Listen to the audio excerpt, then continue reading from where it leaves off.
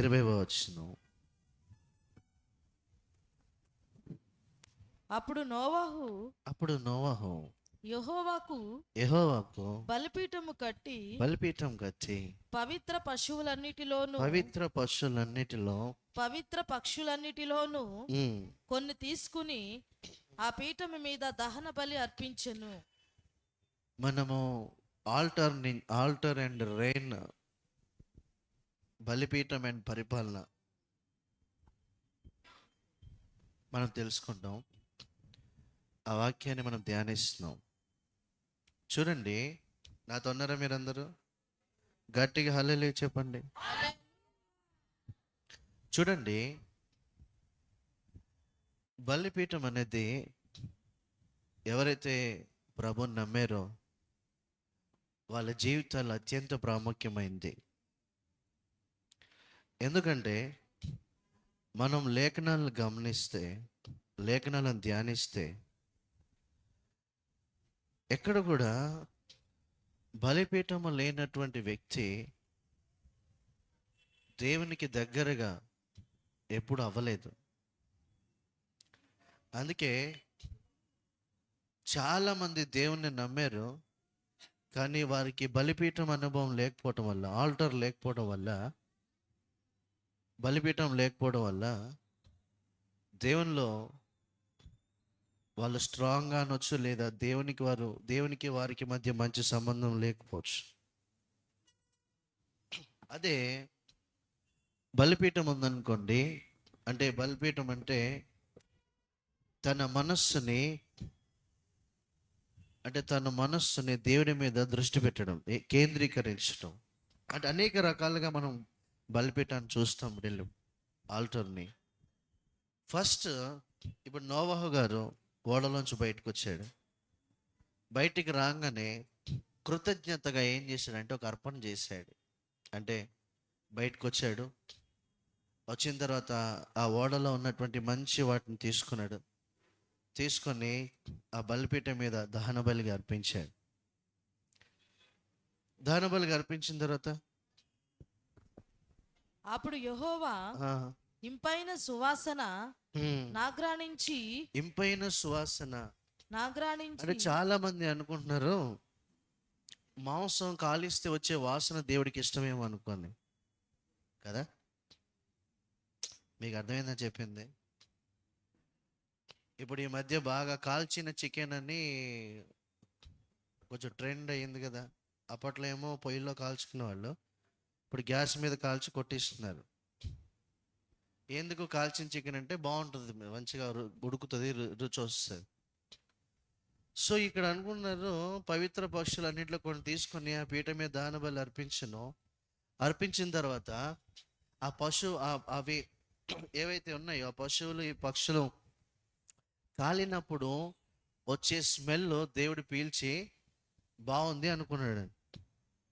ఆయనకి ఇంపైన సువాసన, ఒక్క నిమిషం, ఆయనకి ఇంపైన సువాసన మాంసం కాలినప్పుడు వచ్చేది కాదు.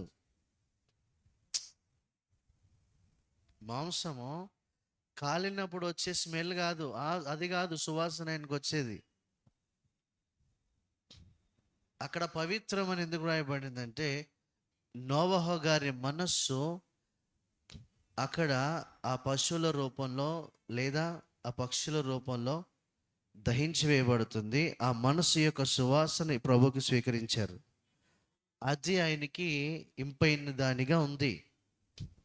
అంటే అక్కడ ఏదైతే పిక్ చేశాడో, కృతజ్ఞతగా చేశాడో, దాన్ని తీసుకెళ్ళి బలిపీఠం మీద పెట్టాడు. సో ఆ బలిపీఠం మీద పెట్టినప్పుడు అక్కడ నోవహు గారి కృతజ్ఞత, నోవహు గారి మనస్సు, నోవహు గారికి దేవుడి మీద ఉన్నటువంటి సరైన క్రమం, భావం, ప్రేమ, ఇవన్నీ అక్కడికి వెళ్ళి అక్కడ అర్పించబడుతుంటే, అంటే కాలడం అక్కడ కాలుతుంది కానీ అసలైంది ఎక్కడ కాలుతుంది, ఇక్కడి నుంచి స్వీకరిస్తున్నాడు ఆయన దాన్ని. సో ఇంపైన సువాసన పశుమాంసం కాలితే కాదు వచ్చింది, వారి సమర్పణలోంచి వచ్చింది. ఎందులోంచి వచ్చింది? దేవుడి పట్ల వరకున్న ప్రేమలోంచి వచ్చింది. అక్కడి నుంచి వచ్చింది ఆ స్మెల్. పశుమాంసం కాలిన దాంట్లోంచి కాదు.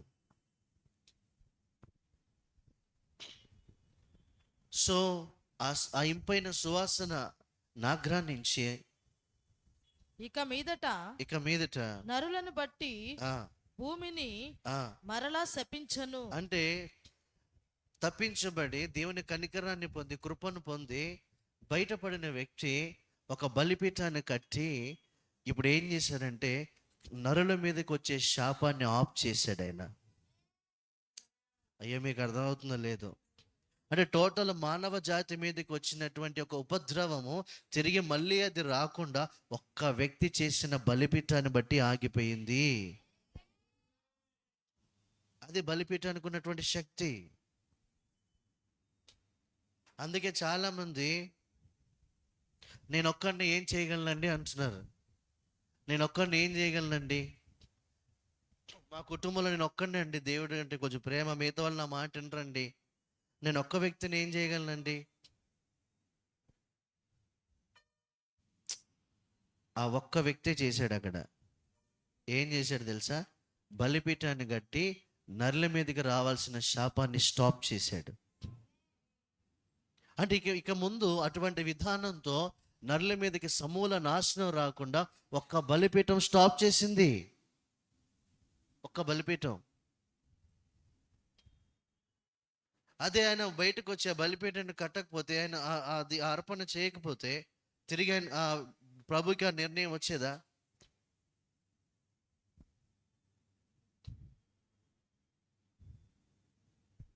సో ఒక వ్యక్తి బలిపీఠం నరుల మీదకి వచ్చే శాపాన్ని స్టాప్ చేసింది. ఈరోజు మన బలిపీఠం ప్రజల మీద పనిచేస్తున్న శాపాన్ని తీసేస్తుంది. మనకైతే శాపం లేదు, మనకి ఎలాగ శాపం లేదు. మనం ఆల్రెడీ విమోచించబడ్డాం. దుష్ట యుగం నుంచి, దుష్ట కాలం నుంచి మనం విమోచించబడ్డాం. మన మీదైతే శాపం లేదు. ఎవరన్నా మీ తల్లి తండ్రి శాపం మీ మీద పనిచేస్తుంది, మీ తాత ముత్తాతల శాపం మీ మీద పనిచేస్తుందంటే నమ్మకండి అలాని. వాళ్ళకి చెప్పండి, నా పేరు ఏం పేరు అనండి. నేను ఎవరు అనుకుంటున్నావు అనండి. ఎవరన్నా నాకు తెలియదా, నీ ఊరు తెలీదా, నీ పల్లె తెలీదా, మీ తాత తెలీదా, మీ మాన తెలీదా అన్నాడు అనుకో, నువ్వు పాత. ఇప్పుడు నేను క్రీస్తునందున నూతన సృష్టి. ఇప్పుడు కనికరము కృప తప్ప నా మీద శాపం ఏది పని చేయట్లేదని చెప్పు.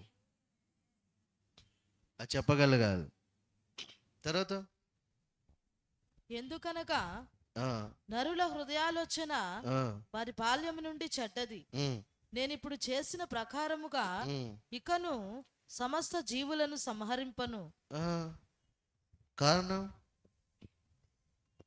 ఒక బలిపీఠం. నోహో గారు చేసినటువంటి బలిపీఠం. ఇక్కడి నుంచి సమస్త జీవులను సంహరింపను.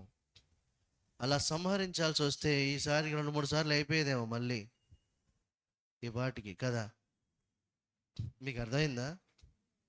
మీరు అనుకుంటున్నారా దేవుడు సంహరించడానికి మనుషుల్ని కష్టమని? ఈ భూమి మీద ఆల్మోస్ట్ 70% ఏముందండి? వాటర్ ఉన్నాయి. ఆ వాటర్ని ఒక్కసారి అనుపు అంటే ఏమవుద్ది? ఈ 30% అందులో ఉంటుంది. మీకు అర్థమైందో లేదని చెప్పిన మాట. ఈ 30% అందులో ఉంటుంది. పెద్ద విషయం కాదు ఆయనకి సంహరించడానికి.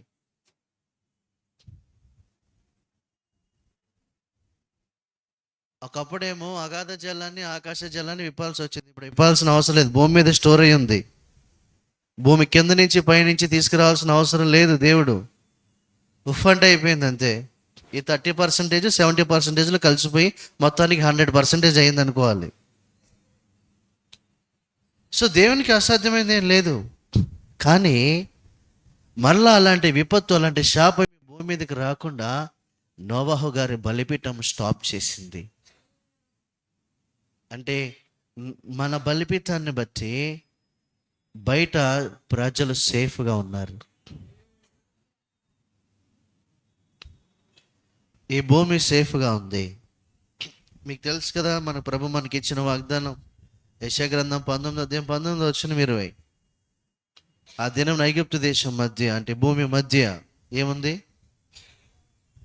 యెహోవాకు ఒక బలిపీఠం ఉంది, అది మనమే. తర్వాత భూమి నిలిచి ఉన్నంత వరకు ఆ, వెదకాలమును చాలు.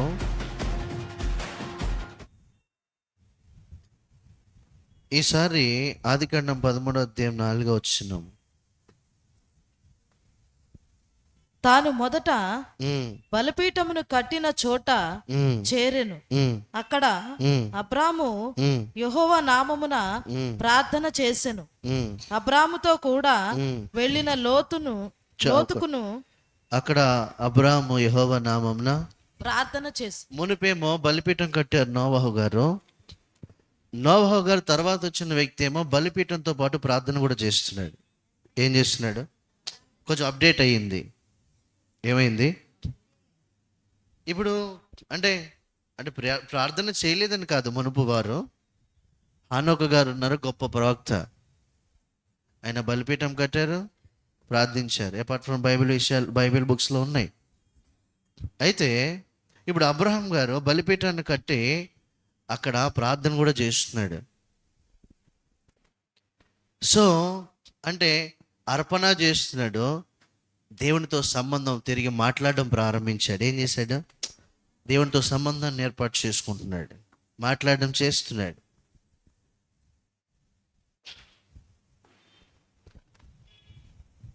ఆదికాండం 22:9. అలాగూ వారిద్దరు కూడి వెళ్ళి దేవుడు అతనితో చెప్పిన చోటికి వచ్చినప్పుడు అబ్రహాము అక్కడ బలిపీఠమును కట్టి కట్టెలు చక్కగా పేర్చి తన కుమారుడకు ఇస్సాకును బంధించి ఆ పీఠము పైనున్న కట్టెల మీద ఉంచెను. ఇప్పుడు మీరు ఆలోచించండి, అబ్రహాము గారి లైఫ్ అంతా బలిపీఠాలతోనే వచ్చింది. దేవుడు వాగ్దానం చేసినప్పుడు బలిపీఠము, దేవుడు మాట నెరవేర్చినప్పుడు కృతజ్ఞత బలిపీఠం, అన్ని బలిపీఠమే ఉంది. ఈసారి వాగ్దానం కూడా ఇచ్చేసాడు, కుమారుడు పెరిగాడు. ఇప్పుడు అంటున్నాడు నాకు ఆ కుమారుడు కావాలి అంటున్నాడు. అప్పుడు ఈయన ఏం చేశాడు తెలుసా? ఆ కుమారుని పట్టుకెళ్ళి బలిపీఠం మీద పెట్టి ఆ కుమారుని బంధించి ఏం చేశాడు? కట్టెల మీద ఉంచారు. అంటే దాని అర్థం ఏంటి తెలుసా? బలిపీఠానికి అత్యంత విలువైనది కూడా సాక్రిఫైస్ అవ్వాలి. అందుకే ఆల్టర్ అనేది సాక్రిఫైస్, త్యాగం. ఏంటి? ఆల్టర్ అనేది, బలిపీఠం అనేది త్యాగం, అర్పణ. సో ఇప్పుడు కుమారుడు వచ్చాడు. ఇప్పుడు ఈ కుమారుడు అర్పణగా వెళ్ళాలంటే ఈ కుమారుడి త్యాగం చేయాలి ఆయన. మునుపు అన్ని బలిపీఠాల్లో పాస్ అయ్యాడు. ఎవరు? మన తండ్రి అయిన అబ్రహాం గారు అన్ని బలిపీఠాల్లో విశ్వాసం తండ్రి కదా, అది ఇంకా పర్మనెంట్ అవ్వడానికి, పర్ఫెక్ట్ అవ్వడానికి అన్ని బలిపీఠాల్లో పాస్ అయ్యి వచ్చాడు. ఇప్పుడు ఒక ఆఖరి బలిపీఠం అనుకోవాలి, ఒక రకంగా చెప్పాలంటే. ఇది ఆఖరిదంటే తర్వాత కట్టలేదని కాదు. ఇదేంటంటే ఈ బలిపీఠము ఆయనని అత్యున్నత స్థాయికి తీసుకెళ్లేది. అంటే విశ్వాసులకు తండ్రి అనే వాగ్దానాన్ని స్థిరపరిచేది ఈ బలిపీఠం. సో ఆ లెవెల్కి వచ్చాడు. ఇప్పుడు ఏం చేశాడు? దేవుడు చెప్పారు నాకు కావాలి అని. అప్పుడు ఏం చేశారంటే అప్పుడు ప్రభు చెప్పిన తర్వాత అబ్రహాం గారు ఇస్సాకు గారిని తీసుకెళ్ళి ఆ కట్టెల మీద ఉంచాడు. మధ్యలో ఇస్సాకు గారు అడిగారు, తండ్రి బలి పశువు ఎక్కడ? దేవుడే చూసుకుంటాడు అన్నాడు. దేవుడు ఆల్రెడీ చూసుకుంటాడని చెప్పలేదు, దేవుడే చూసుకుంటాడు. బట్ దేవుడు ఆల్రెడీ చూసుకున్నాడు. సో తీసుకెళ్ళి కట్టెల మీద పెట్టాడు, కత్తెత్తాడు. అక్కడ నూతన నిబంధనలో మనకుంటుంది, అబ్రహాం గారు ఇస్సాకును బలిగా అర్పించేశాడు. ఏంటి అంటే తన మనస్సులో నిశ్చయత జరిగిపోయింది. అది ఏమైపోయింది? తన మనస్సులో నిశ్చయం అయిపోయింది, అందుకే చేసేసాడు. మీకు ఒకవేళ నిద్ర వచ్చిందనుకో, దయచేసి లేచి నుంచోండి. నేనేమైనా పడుకొని చెప్తున్నానా? ఇప్పుడు నేను నుంచొని చెప్తున్నాడు, మీరేం చేయాలి? నుంచొని వినొచ్చు. మీకు నిద్ర వస్తుంది అనుకో, నుంచొని వినండి. నుంచోవడం వల్ల ఏం ఇబ్బంది ఏమి ఉండదు, కాళ్ళు నొప్పులు రావు, కాళ్ళలో కెపాసిటీ పెరుగుద్ది. హల్లెలూయా. అదే మీరు కూర్చున్నారు అనుకో, మీ కళ్ళలో కెపాసిటీ పెరుగుద్ది. కళ్ళలో కెపాసిటీ అంటే ఇక చాలా గట్టిగా ఉంటుంది అని. సో కళ్ళలో కెపాసిటీ కావాలంటే అది వేరే రకంగా కావాలి కానీ ఈ రకంగా వద్దు. ఆత్మ నేత్రాల కెపాసిటీ కావాలి కానీ ఈ నేత్రాల కెపాసిటీ వచ్చిందా మీరు ఎక్కువసేపు పడుకున్నట్టే. కొత్త సంవత్సరం నిద్రతో ప్రారంభించకండి. మీకు అర్థమైందా? కొత్త సంవత్సరాన్ని నిద్రతో ప్రారంభించకండి. పోయిన సంవత్సరంలాగా పడుకుంటామంటే ఈ సంవత్సరం కూడా మీరు ఇంకా ఏం చెప్పలేను నేను. కొత్త సంవత్సరం నిద్ర కాదు, ఈ సంవత్సరం తీర్మానాలు తీసుకోండి. ఒక్క సండే కూడా నేను పడుకోలేను. ప్రతిరోజు పడుకోలేను కాదు, ఒక్క సండే కూడా పడుకోను. ప్రతిరోజు పడుకోనంటే మళ్ళీ కష్టమే. పడుకునే టైంలో పడుకుంటానండి. పక్కన పడుకునే టైంలో పడుకో, వాక్యం వినాల్సిన టైంలో విను. అవును నాకు తెలుసు నైట్ లేట్ అయింది అను, చెప్పండి. అవును నాకు తెలుసు నైట్ లేట్ అయింది, మనకే కాదు అయ్యగారికి కూడా లేట్ అయింది. ఇక మనమన్నా తొందరగా వెళ్ళాం, అయ్యగారు అందరితో మాట్లాడి వెళ్ళాడు కాబట్టి అయ్యగారికి కూడా లేట్ అయింది. హల్లెలూయా. సో మరి నేను కూడా పడుకొని చెప్పమంటారా ఏంటి? హల్లెలూయా. శాంతి గారు టైం అయింది, వెళ్ళండి అమ్మా. తర్వాత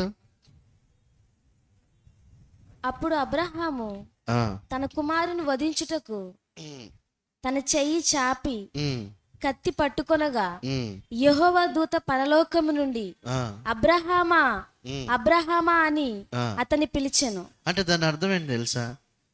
ఆయన మనసు నిశ్చయిత అయిపోయింది, ఆయన చేసేసాడు ఆ పని. ఏం చేశాడు? ఆ పని పూర్తి చేశాడు అనండి. పూర్తి అయిపోయింది. సో బలిపీఠానికి త్యాగం కావాలి. చెప్పండి పక్కన వాళ్ళకి, బలిపీఠానికి త్యాగం కావాలి. ప్రార్థన ఒకటే కాదు, అర్పణ కూడా ఉంది. అది చాలా విలువైనది. అదే మనం దేవుని దగ్గర తీసుకెళ్ళాలి. హల్లెలూయా. సో ఆ తర్వాత ఆదికాండము 35వ అధ్యాయం 1వ వచనం. దేవుడు దేవుడు యాకోబుతో యాకోబుతో నీవు లేచి బేతేలునకు వెళ్ళి అక్కడ నివసించి ఆ, నీ సహోదరుడైన ఆ, ఏశావు ఎదుట ఆ, నుండి ఆ. నీవు పారిపోయినప్పుడు ఆ, నీకు కనబడిన దేవునికి ఆ. అక్కడ బలిపీఠంను కట్టమని చెప్పగా అంటే దాని అర్థం ఏంటి తెలుసా? దేవుడు నీకు ఏదైతే వాగ్దానాలు ఇచ్చాడో అవి స్వతంత్రించుకోవటానికి నీకు బలిపీఠం కావాలా. అక్కడ చెప్తున్నాడు, మొట్టమొదట దేవుడు నిన్ను ఎక్కడ కనిపించాడో, అంటే అక్కడ కనిపించి ఊరికనే ఉన్నాడా? ఆయనకి అక్కడ వాగ్దానం ఇచ్చాడు. ఏం చేశాడు? ఎక్కడైతే దేవుడు నీకు వాగ్దానం ఇచ్చాడో, దేవుడు నీకు కనిపించాడో అక్కడికి వెళ్ళి బలిపీఠాన్ని కట్టు. ఎందుకు బలిపీఠాన్ని కట్టమని? అక్కడ నువ్వు బలిపీఠాన్ని కట్టావు అనుకో, అది నీకు స్థిరపడిపోతుంది. ఏమవుతుంది? అది స్థిరపడిపోతుంది. సో బలిపీఠము, త్యాగము, అర్పణ అక్కడ నువ్వు కట్టు, అది నీకు స్థిరపడిపోతుంది. దేవుడు నీకు ఎక్కడ కనిపించి మాట్లాడారో, అందుకే మీ జీవితాల్లో దేవుడు మీకు ఇచ్చిన వాగ్దానాల్లో సుస్థిరం అవ్వడానికి, అవి నెరవేర్చబడటానికి మీరు బలిపీఠాన్ని కట్టాలి. నేను పోయిన వారం నిన్న మీతో అన్నాను, మనకి అద్భుతాల కోసం వెయిట్ చేసే కాలం వెళ్ళిపోయి నిరంతరం సప్లై చేసే కాలం వచ్చేస్తుంది తొందరలోనే అని చెప్పా. అది నిరంతరం ఎందుకు కాలం సప్లై తెలుసా? నిరంతరం మనం ప్రేయర్ చేస్తూనే ఉంటాం, బలిపీఠం చేస్తూనే ఉంటాం కాబట్టి. అంటే ఎప్పుడు అద్భుతం కావాల్సి వచ్చినప్పుడు ఉపవాసం ఉండి ప్రార్థన చేయం. మనం నిరంతరం ఆత్మలో యాక్టివ్గా ఉంటూ నిరంతరం మనం బలిపీఠంలో నిత్యం అగ్ని మండుతూ ఉంటుంది. అలా నిత్యము అగ్ని మండుతూ ఉందనుకో, నిత్యము సప్లై వస్తూ ఉంటుంది. అంటే దేవుణ్ణి మనము ఏం చేస్తున్నాం తెలుసా? మనం యాక్టివ్ అయ్యి మన విషయంలో ఆయనని యాక్టివ్ చేస్తున్నాం. దేవుడు ఎప్పుడు యాక్టివ్గా ఉన్నాడు? ఎలా ఉన్నారు? దేవుడు యాక్టివ్గా ఉన్నాడు, బట్ మనం యాక్టివ్ అవ్వాలి. మనం యాక్టివ్ అయితే మన విషయంలో దేవుడు కూడా యాక్టివ్ అవుతారు. ఆయన అన్ని విషయాల్లో యాక్టివ్ ఉన్నాడు, కానీ మన విషయంలో యాక్టివ్ ఉన్నాడో లేదో తెలియాలి మనకి. మీకు అర్థమైందో లేదో నేను చెప్పింది. దేవుడు అన్ని విషయాల్లో యాక్టివ్గా ఉన్నారు. సృష్టి అంతా ఆయన రూల్ పాస్ చేస్తేనే నడుస్తుంది. ఆయన రూల్ పాస్ చేస్తేనే.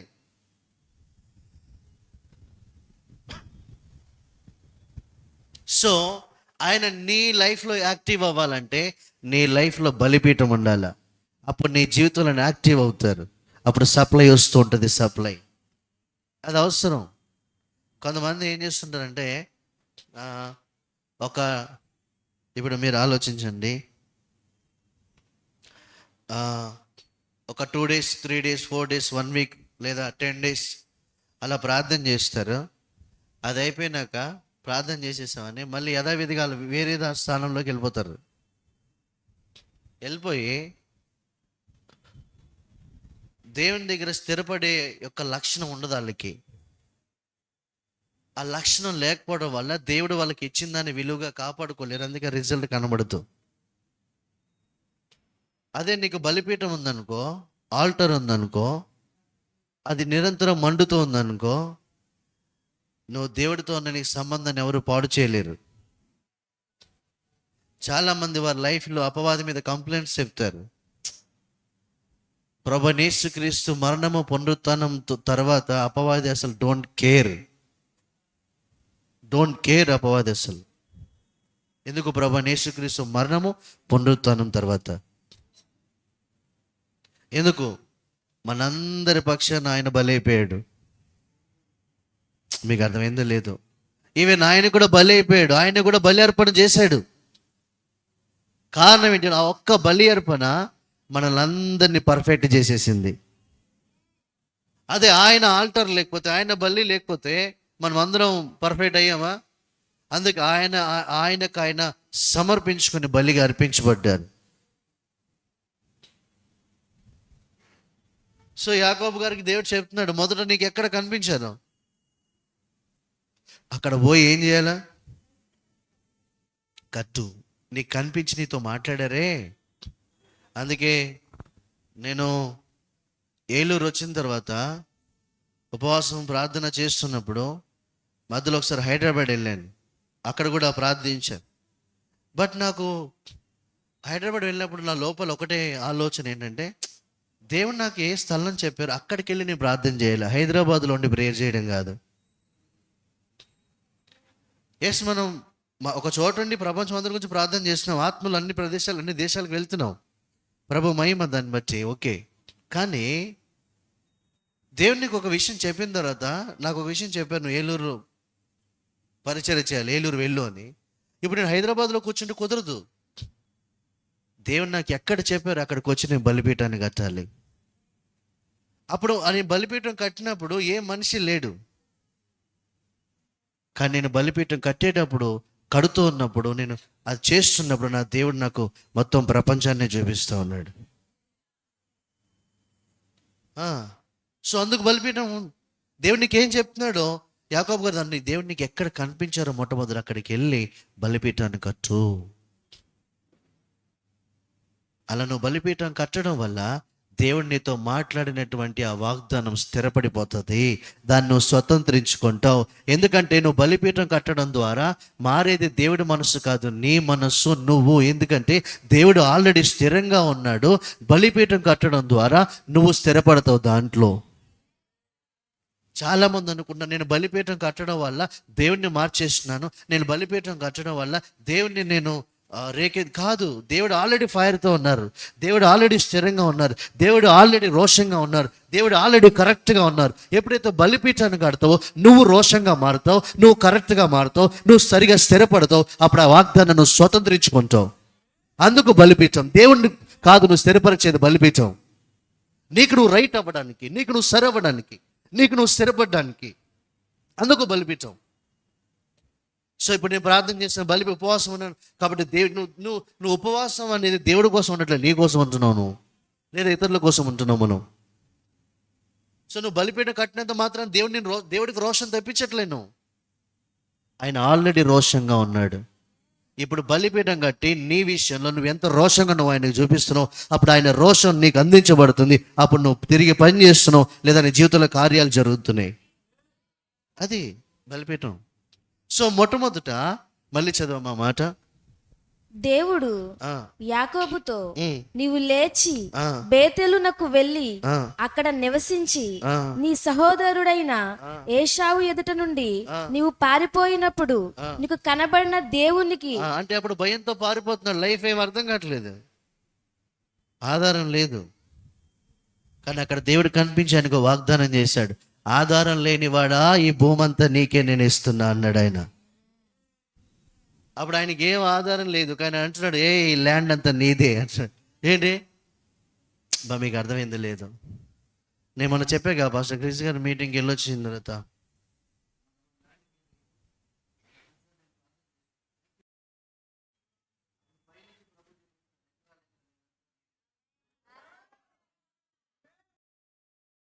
ఆ, అందుకే బలిపీఠం కడుతున్నాం ఇక్కడ. ఊరికినేనా?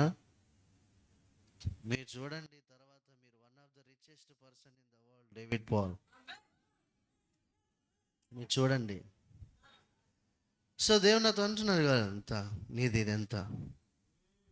సో యాకోబుతో అంటున్నాడు ఆయన, నువ్వు పారిపోతున్నావు కదా ఏసావు దగ్గర నుంచి, ఇప్పుడు ఆధారం లేదు, ఇప్పుడు ఏంటి అని. అక్కడ ఆయన కనిపించాడు, ఈ ల్యాండ్ అంతా నీదే, అబ్రాహం గారికి ఇచ్చాను, అది నీకు కూడా ఇస్తాను, స్థిరపడుతుంది నీకు, ఈ ల్యాండ్ నీదే నీదే. సో బలిపీఠం ఏం చేస్తుంది చెప్పిన, దేవునికి ఇచ్చిన వాగ్దానాన్ని స్థిరపరుస్తుంది, అది స్వతంత్రించుకొనేలా చేస్తుంది. చాలామంది లైఫ్లో ఎందుకు జరగలేదు తెలుసా, వాళ్ళు వాగ్దానం తీసుకున్నారు. నేను చెప్పాను మీకు, నేను నైట్ మీకు ఎందుకు ఈ మెసేజ్ ఇవ్వలేదంటే, నేను మిమ్మల్ని ప్రిపేర్ చేశాను, మీకు అర్థం చేయించాను. చాలామంది వాగ్దానం హడావిడిలో ఉన్నారు, కానీ వాగ్దానానికి ఒక ప్లాన్ ఉందన్న సంగతి ఎవరు లేరు. అటువంటి ఆలోచన వాళ్ళలో పని చేయట్లేదు. సో వాగ్దానం తీసుకుంటున్నారు, అది తీసుకెళ్ళి బైబిల్లో పెడతారు. అప్పుడప్పుడు ఒకసారి నెలకోసారి ఓపెన్ చేసినప్పుడు బైబిల్ ఉంది, ఎప్పుడు నెరవేరుతుందో మళ్ళీ పెడతారు. మళ్ళీ మళ్ళీ 15 రోజులకు ఓపెన్ చేస్తారు, ఈ సంవత్సరం దేవుడు నాకు వాగ్దానం ఇచ్చాడు అని మళ్ళీ పెడతారు. మళ్ళీ 2 నెలలకి ఎప్పుడు ఓపెన్ చేస్తారు, మళ్ళీ చూసుకుంటారు. లాస్ట్కి డిసెంబర్ వచ్చేస్తుంది, మళ్ళీ ఇంకో వాగ్దానానికి రెడీ. అరే అలాంటి వ్యక్తులం కాదు మనం. దేవుడు వాగ్దానం ఇచ్చానంటే దానికి ఒక ప్రణాళిక ఉంది, ప్లాన్ ఉంది. ఆ ప్లాన్ తగ్గట్టుగా మనం నడవడం చేస్తే ఆ వాగ్దానం మళ్ళీ తిరిగి సంవత్సరం అయ్యే లోపల నెరవేర్చబడుతుంది. అలాగా it is done for you it is done. So plan తెలియాలి. అందుకే నేను మీకు వాగ్దానంతో పాటు ప్రణాళిక ఎలా ఉంటుందని తెలియజేశాను. ఈ ఆల్టర్ అంటే ఏంటో వివరించలేదు, రెయిన్ అంటే ఏంటి మీకు వివరించలేదు. సో దాని తగ్గట్టుగా మనం మారాలి. సో దేవుడు చెప్పిన దానికి మనం ఏం చేయాలా, బలిపీఠాన్ని కట్టాలి. అప్పుడు అది స్థిరపడుతుంది నీ లైఫ్లో, నువ్వు దాన్ని స్వతంత్రించుకుంటావు. ఏంటండి బలిపీఠాన్ని కట్టకపోతే, అర్పణ చేయకపోతే, అంటే త్యాగం చేయకపోతే దేవుడు ఇవ్వడా? దేవుడు సాటిస్టా అండి? దేవుడికి మన వస్తువులే కావాలా? ఆయనకు అన్నీ ఉన్నప్పుడు ఆయనే మనకి ఇవ్వాలి, కానీ మన ఎందుకండి ఆయన? మీకు విషయం తెలుసా, మీకు మొదటి వచనంలోనే చెప్పాను, దేవుడికి కావాల్సింది పశువులు కాదు. ఆ కొవ్విన పశువులు బాగా కొవ్వు పట్టిన అంటే తిన్నాను కాదు, ఆ కొవ్వు తిన్నాడని కాదైనా. అవన్నీ తీసుకెళ్ళి వధించినప్పుడు వాటి స్మెల్ బాగా ఆయనకి నచ్చి కాదు, ఇంపైన సువాసన అంటే. ఆ కొవ్విన వాటిని, బాగా బలిసిన వాటిని, శ్రేష్టమైన వాటిని, పవిత్రమైన వాటిని ఆ భక్తుడు తీసుకుంటున్నప్పుడు అక్కడ ఇది అమ్ముకుంటే ఎంత వస్తుంది కదా, దీనివల్ల ఎన్ని పాలు వస్తాయి కదా, దీనివల్ల బలమైన పిల్లలు పుడతాయి కదా, ఇవన్నీ ప్లాన్లు ఉంటాయి లోపల ఆ వ్యక్తికి. అవన్నీ త్యాగం చేసి అవన్నీ పక్కన పెట్టి ఇది నా దేవునికి అర్పించబడాలి అని తీసుకొచ్చి ఆ కట్టెల మీద పెట్టినప్పుడు అతని మనస్సు అక్కడ దహించి వేయబడి అది ఇంపైన సువాసనగా వెళ్తుంది. పశువుల మాంసం కాదు ఆయనకు కావాల్సింది, కొవ్వు యొక్క స్మెల్ కాదు ఆయనకు కావాల్సింది. అది కారణం. పశువుల స్మెల్ కాదు ఆయనకు కావాల్సింది, అది కారణం.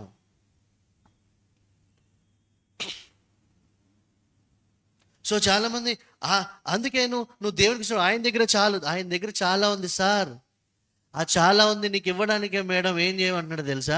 ముందు నీ మనస్సుని ఆయనకు అర్పించమంటున్నాడు. అలాగా త్యాగం చేయమంటున్నాడు. నువ్వు ఎంత ఆయన విషయంలో ఎంత స్థిరంగా ఉన్నావు, ఆయన విషయంలో నీకు ఎంత నిబద్ధత ఉంది, ఆయన విషయంలో నువ్వు ఎంత పూర్ణంగా ఆయన ప్రేమిస్తున్నావు అనేది నీ మనస్సు స్వీకరిస్తుంది. దాన్ని బట్టి అక్కడ డిసైడ్ అవుతుంది. అందుకు చేయాలి ఈ పని. సో ఆయన దగ్గర చాలా ఉన్నాయి, ఆయన ఇవ్వాలిగా, మనకెందుకండి ఆయనకి? నువ్వు ఇవ్వకుండా ఉండు, ఆయన దగ్గర ఏం తక్కువ లేదు. ఆయన ఎవరికి ఇవ్వాలో వారికి ఇచ్చి వాళ్ళని ఇచ్చిస్తాడు. ఆయనకేం తక్కువేం కాదు, ఆయనకి తక్కువ లేదు ఆయనకి.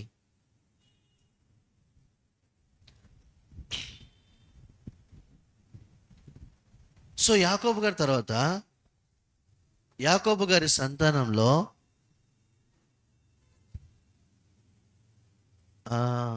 యోసేపు గారు వచ్చారు. మీరు యోసేపు గారిని చూస్తే ఎక్కడ కూడా యోసేపు గారు బలిపీఠాలు కట్టారని మనం చూడలేదు. మీరు చూసారా? ఇప్పుడు చదివినప్పుడు మీరు చూసారా? ఎప్పుడన్నా చదువుతున్నారా వాక్యాన్ని? మీరు రెగ్యులర్గా చదువుతున్నారా? చదవడం కాదు, ధ్యానించాలి. సో యోసేపు గారు ఏం బలిపీఠాలు కట్టలేదు. మరి అయినా దేవుడు ఆయనకి ఇచ్చిన వాగ్దానాన్ని యోసేపు గారు ఎలాగండి సింహాసనం ఎక్కాడు? చిన్నప్పుడు వచ్చిన కళ ఎలా నెరవేర్చబడింది ఆయనకి బలిపీఠాలు కట్టకుండా? యోసేపు గారు ఎలాంటి వాడంటే పాత నిబంధనలో కొత్త నిబంధన వ్యక్తిగా బతికినటువంటి వ్యక్తి ఆయన. వాళ్ళందరేమో బలిపీఠాన్ని కట్టి ఆ పశువులను అవి తీసుకొచ్చి వాళ్ళ మనస్సును నిరూపిస్తుంటే, ఈయనేమో తన వ్యక్తిగత జీవితంలో దేవుడి యొక్క ఆజ్ఞను శిరసా వహిస్తూ దేవుడి యొక్క మనస్సును పొందుకొని అక్కడ బలైపోతున్నాడు అన్నమాట. లోపలంతా సరైపోతున్నాడు, అంత సరిగా వాళ్ళు చేస్తున్నాడు ఆయన. సో ఇప్పుడు ఆయన విధేయత, దేవుని పట్ల ఆయనకున్నటువంటి ప్రేమ, పోతీఫరు భార్య ఆయనని ప్రేరేపించిన తన షర్టు సహితం వదిలేసి పారిపోతున్నాడు ఆయన. కారణం ఏంటి తెలుసా? తన శరీరాన్ని దేవునికి సజీవ యాగంగా సమర్పించాడు. ఇప్పుడు బలి అలా చేస్తున్నాడు. సో పాత నిబంధనలో కొత్త నిబంధన వ్యక్తిగా జీవిస్తున్నాడు ఆయన. ఇప్పుడు ఆయనకు రాళ్లతోనూ పశువులతోనూ పని లేదు, ఆయన హృదయం అర్పించబడుతుంది దేవుని దగ్గర. అందుకే మనష్షే ఎఫ్రాయిముకి అర్ధగోత్రం ఇచ్చారు, కానీ యోసేపుకి గోత్రం ఇవ్వలా. కారణం ఏంటి తెలుసా? ఈ గోత్రాలన్నిటికంటే దేవుడు పై స్థానంలో పెట్టాడు యోసేపు గారిని. అందుకు రివీల్ చేయలేదు ఆయన సంగతి.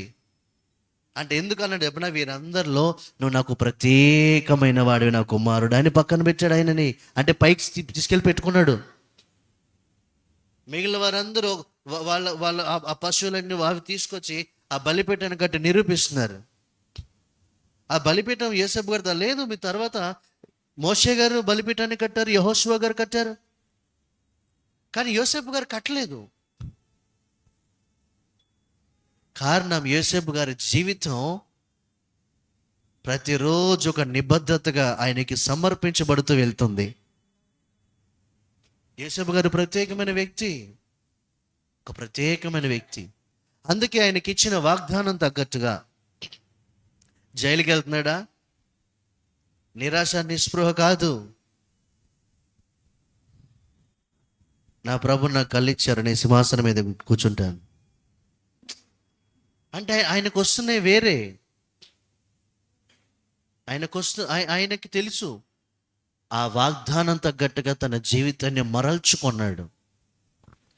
దేవుడు మీకు ముందు వాగ్దానం ఎందుకు ఇస్తాడు తెలుసా? దానికి తగ్గట్టుగా మిమ్మల్ని మీరు మార్చుకుంటారని. దేవుడు మిమ్మల్ని మీరు మార్చుకున్నాక మీకు వాగ్దానం ఇవ్వట్లేదు. ఆయన వాగ్దానం ఇచ్చి దానికి తగ్గట్టుగా మిమ్మల్ని రెడీ చేస్తున్నాడు. మీకు అర్థమైతే బాగున్నాం. అబ్రహాం గారిని దేవుడు పిలిచినప్పుడు అబ్రహాం గారికి వాగ్దానం ఇచ్చి రెడీ చేశాడు.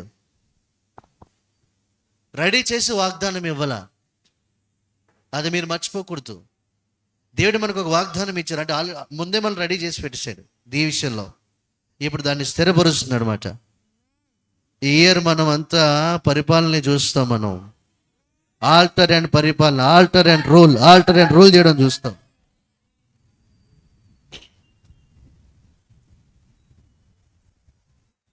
మీలో కొంతమంది అనుకుంటున్నారు సింహాసనం ఎక్కడ అయ్యగారని. నీకు కనబడట్లే, నేను ఆల్రెడీ కూర్చునే ఉన్నా. మీకు అనిపించట్లే, నేను కూర్చునే ఉన్నా ఆల్రెడీ. మీకు కూడా కనబడట్లేదు, మీరు కూడా కూర్చుని ఉన్నారు. మీ సింహాసనాలు మీకునే ఉన్నాయి. మీరు కళ్ళు తెరిచి, ఆత్మనేత్రాలు తెరిచి చూస్తే మీ సింహాసనం మీకు కనిపిస్తుంది. అప్పుడు కాళ్ళ మీద కాలు వేస్తారు, లేదనుకో కాళ్ళ మీద కాళ్ళు దించి ఇల్లు అంటుంటారు. మీరు అట్లాంటి వాళ్ళం కాదు మనం, అలాంటి వ్యక్తులం కాదు మనం, వేరే. సో దేవుడు వాగ్దానం ఇచ్చి రెడీ చేస్తాడు మనల్ని. ఏం చేస్తాడు? వాగ్దానం ఇచ్చి రెడీ చేస్తాడు. రెడీ. చూడండి,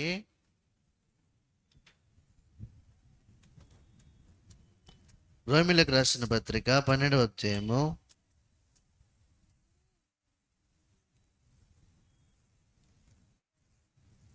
1వ వచనం.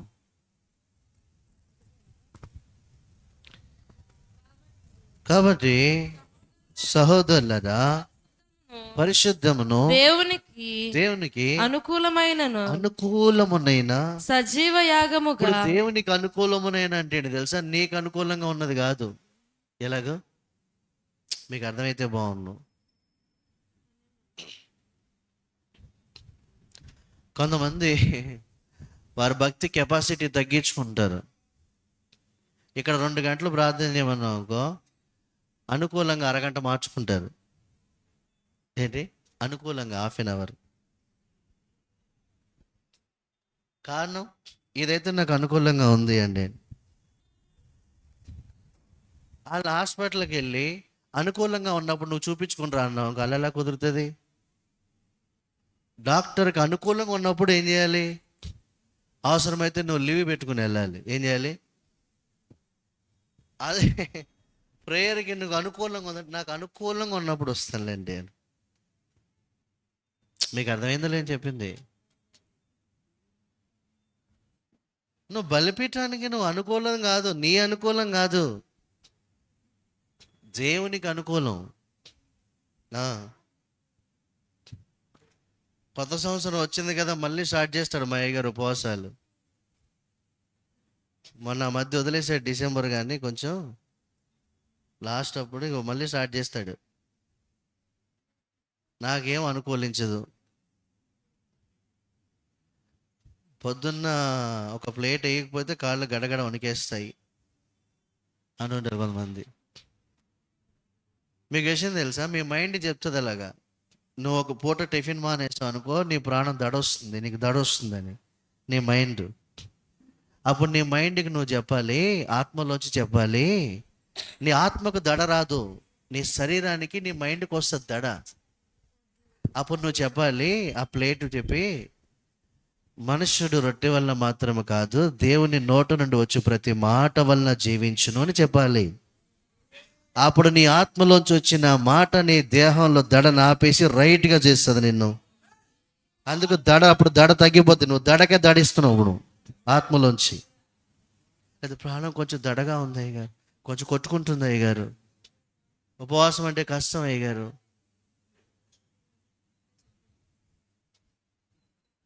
ప్రార్థన కూడా చేయలేకపోతున్నాను అయ్యగారు. అప్పుడు ఇంత తినాల్సింది ఎక్కువ తిని అసలు చేయలేవు ప్రార్థన, నిద్ర వస్తుంది. అట్లా చేస్తారని చెప్పి పెట్టాం, డైరెక్ట్గా పిలుస్తున్నాం అందులోంచి. ఇప్పుడు ఫోన్ కూడా కాదు. మీకు తెలుసో తెలీదో, మన చర్చ్ గ్రూప్ కూడా చూడండి, నేను ప్రేయర్ గ్రూపే చూస్తా. మన చర్చ్ గ్రూప్ కూడా చూడండి. ఎప్పుడో ఒకసారి అంటే అన్నీ అబ్జర్వ్ చేస్తలే, మళ్ళీ అయ్యగారు ఏదైనా చేయొచ్చు అనుకోదు. మీరు అన్నీ కనిపెడతాను నేను. ప్రేయర్ గ్రూప్ మాత్రం రెగ్యులర్గా చూస్తూ సీసీ కెమెరాని చెక్ చేస్తున్నప్పుడు ఎవరు ప్రార్థన చేస్తున్నారు, ఎలా చేస్తున్నారు అంటే నా లోపల అల్లారం మోగినట్టు మనసు అక్కడికి పోతుంది. ఆ యాప్ మీదకి చెక్ చేస్తున్నా, ఫోన్ తీస్తున్నా, ఎవరు ఎలా చేస్తున్నారు ప్రేయర్ అని చూస్తున్నా. మిమ్మల్ని పిలవనప్పుడు కూడా చూస్తూనే ఉన్నా, మీరు ఏం చేస్తున్నారని. కారణం ఏంటి తెలుసా? మీ మీద నాయకుడుగా మీ ఆత్మలను లెక్క అప్పచెప్పవలసిన వాడనే కాయిచున్నాను నేను. మీరు సరిగా లేకపోతే నేను చెప్పాలి ఆయనకి లెక్క. అందుకు నేను చెక్ చేసుకుంటున్నా, మిమ్మల్ని కాపాడుకుంటున్నాను, మిమ్మల్ని కాస్తున్నాను నేను. అదేం చిన్న పని కాదు, పెద్ద పని. ఎక్కడ మనసు ఉన్నా మళ్ళీ మనసు ఇక్కడికి తెచ్చుకొని దాన్ని ఓపెన్ చేసుకొని చూసుకుంటున్నా. కారణం నేను మిమ్మల్ని కాస్తున్నా, అందుకు చేసిన పని. కాబట్టి మీకు అనుకూలంగా కాదు, దేవునికి అనుకూలంగా ఉన్నదాన్ని ఉన్నట్టుగా చేస్తూ, దేవునికి అనుకూలంగా చేస్తూ మన శరీరాన్ని ఏం చేయాలా?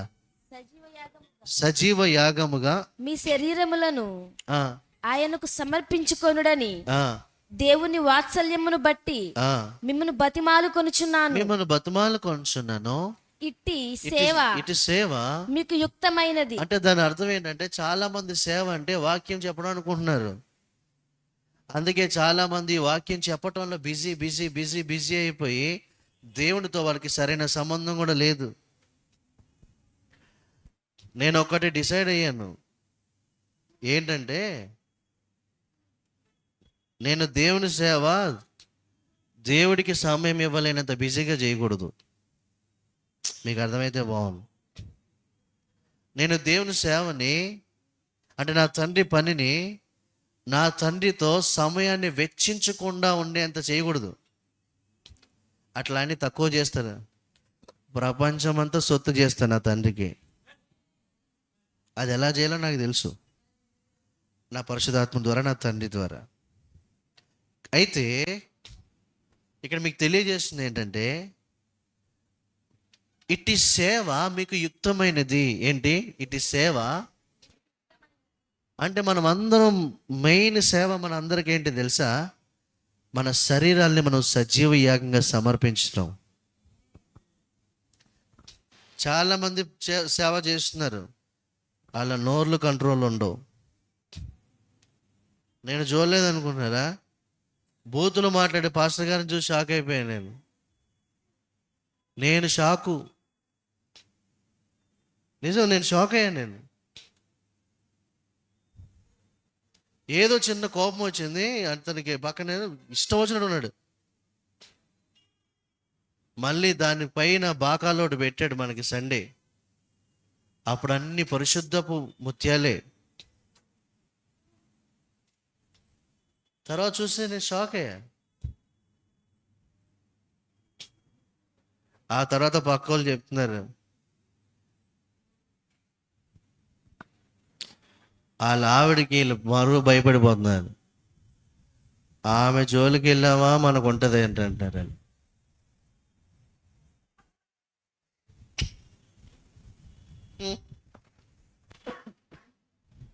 షాక్. అక్కడ జరగంది ఏంటి తెలుసా? వాళ్ళ శరీరం అంటే వాళ్ళ హృదయం వాళ్ళ సజీవ యాగంగా సమర్పించబడలేదు. అందుకే ఈ జిమ్మిక్కులు. కొంతమంది చెప్పటంలో బిజీ అయ్యారు, చెప్పటంలో బాగా బిజీ. మధ్యలో కొన్ని డైలాగులు వేసి అరిచి చెప్పంగానే కింద వాళ్ళకి ఊపు వచ్చేస్తుంది అనుకున్నారు. అలాగా అక్కడ వచ్చిన ఊపు మెట్లు దిగే లోపల పోతుంది. నీకు అర్థం కావట్లేదు. నీకు స్టేజ్ ఎక్కితే ఊపు వస్తుంది, వాళ్ళకి లోపల ఉన్నప్పుడు ఊపు వచ్చి మెట్లు దిగగానే పోతుంది ఆ ఊపు. ఎందుకు? నీ ఊపు ఆ ఊపు రెండు ఊపులు ఒకటే కాబట్టి. మా ఊపు అలాంటిది కాదు. మాకు ఊపు కాదు, లోపల ఉన్నది మంట. ఇది ఎన్నటికి చల్లారని మంట. అందుకే మేము అరిచిన దానిలో లేము. మేము సైలెంట్లో వైలెంట్గా ఉన్నాం, మౌనంగా ఉండి వైలెంట్గా ఉన్నాం మేము. ఆ సజీవ యాగంగా సమర్పించబడలేదు. ఆ సమర్పించబడకపోవటం వల్ల వస్తున్నాయి ఇవన్నీ. ఇక కొంతమంది అలాంటి పాస్టర్లను చూసి అందరు పాస్టర్లు ఇంకా అలాగే ఉంటారు. ఈ డైలాగులు వినిపిస్తుంటాయి మనకి. నేను ఆయన నమ్మి మోసపోయాం, వీళ్ళని నమ్మి మోసపోయాం, అందుకు ఈయనను కూడా నమ్మలేకపోతున్నా అంటుంటాడు. నిన్ను ఎవరు నమ్మన్నాడు? అసలు నీ నమ్మకత్వం ఎవరికి కావాలి? మీకు అర్థమైతే నేను బాగుందని చెప్పి ఎవరికి కావాలి నీ నమ్మకత్వం? నేనైతే ఇలాగంట, ఎవరికి కావాలి నీ నమ్మకత్వం? నాకు కావాలా నీ నమ్మకత్వం? నన్ను నమ్మి ఇచ్చాడు నా దేవుడి సేవని, నీ నమ్మకత్వం నాకు పని ఏంటి? ఎవరికి కావాలి నీ నమ్మకత్వం? నాకు నీ నమ్మకత్వం ఎవరికి కావాలంటే మిమ్మల్ని నమ్మించి మిమ్మల్ని దగ్గర డబ్బులు తీసుకోవడం ప్రయత్నించేవాడికి కావాలి. జిమ్మికులు నాకు అవసరం లేదు. దేవుడి పట్ల రోషంగా ఉన్నాను నేను. ఎవరికి కావాలి నీ జిమ్మికులు? ఎవరికి కావాలి నీ నమ్మకత్వం? ఇది నిన్న మొన్న పుట్టగొడుగులో వచ్చింది కాదు. ఇది సంవత్సరాల తరబడి రోషంగా నిలబడి ప్రసవేదన పడుతూ సజీవ యాగంగా సమర్పించబడుతూ వచ్చినటువంటి బలిపీఠం ఈ బలిపీఠం. నిన్న మొన్న పుట్టగొడుగులో వచ్చింది అనుకునే బలిపీఠం ఏమన్నా? ఎంతోమందిని ఎదిరించి నిలబడిన బలిపీఠం ఈ బలిపీఠం. డోంట్ కేర్ అన్న దగ్గర డోంట్ కేర్ అన్నాం, ప్రేమించాల్సిన దగ్గర ప్రేమించాం. అలా నిలబడిన బలిపీఠం ఈ బలిపీఠం. నిన్న మన పుట్టగొడుగులో వచ్చింది కాదు. అందుకే నా తండ్రి యేషయ్య 19:19 మాట్లాడు, నువ్వే ఆ సూర్యుడివి, ఇదే నీ బలిపీఠం అన్నాడు. ఇది ఊరికి వచ్చాం అనుకుంటున్నావు సేవకి. కొంతమంది చేస్తుంటారు అలాగా. ఆయన నమ్మకపోతే నాకు అవసరం లేదు. ఎవరు కావాలి నీ నమ్మకం? Who wants your believe? ఎందుకంటే నా లైఫ్ మీ నమ్మకంతో ముడిపడలేదు. నా తండ్రి నా పట్ల కలిగి ఉన్న సంకల్పం, ప్రణాళిక అనే గొప్ప కృపలో భాగమై పనిచేస్తుంది. అందుకని నా లైఫ్. ఇంకా మేమే నమ్మి మోసపోయాం పాస్టర్లని. అయినా బయట ఎక్కడ స్ప్రెడ్ చేయలే. కారణం ఏంటి తెలుసా? ఒక దేవుని సేవకుని మనం బయట నెగిటివ్గా స్ప్రెడ్ చేస్తే అది మన తండ్రికి అవమానం. అందుకే పోయి బయట స్ప్రెడ్ చేయలే. వాళ్ళకి వీళ్ళకి చెప్పలే, కంప్లైంట్లు తిరగల, ఇట్లా మోసం చేశాడు మమ్మల్ని, ఇలా చేశాడు ఇలా. ఎందుకంటే ఆయన తండ్రి అని పిలుస్తాడు, నేను తండ్రి అని పిలుస్తున్నాను. నా తండ్రి ఎలా నేను అలా ఉన్నా. ఆయన తండ్రి ఎలా ఆయన లేనప్పుడు అది ఆయన ప్రాబ్లం, నాకు సంబంధం లేదు. డబ్బు అంటావా, మనకి చెట్లకు కాస్తే తెంపుతూనే ఉంటాం మనం. 4 లక్షలు, 10 లక్షలు, 5 లక్షలు, 8 లక్షలు మనం డిసైడ్ చేస్తాయా? 80 కోట్లు కూడా డిసైడ్ చేయవు మనల్ని. ఒక్కరోజే వస్తాయి కోట్ల రూపాయలు. అలాగా ఎట్లా డిసైడ్ చేస్తే మనల్ని చేయడానికి అలాగా. So no negativity spread. మరి మేమెందుకు నిలుస్తున్నాం? బలిపీఠాన్ని బట్టి నిలుస్తున్నాం. అంటే మా తండ్రి మాకు ఇచ్చిన వాగ్దాన విషయంలో మేము సజీవ యాగంగా సమర్పించబడి మా జీవితాన్ని దాన్ని తగ్గట్టుగా మార్చుకొని ఆ విధంగా నడుస్తున్నాం కాబట్టి మేము నిలబడుతున్నాం. ఈ బలిపీఠాన్ని ఎవడు కదల్చలేడు, వాళ్ళ వల్ల కూడా అవ్వదు, జరగదు.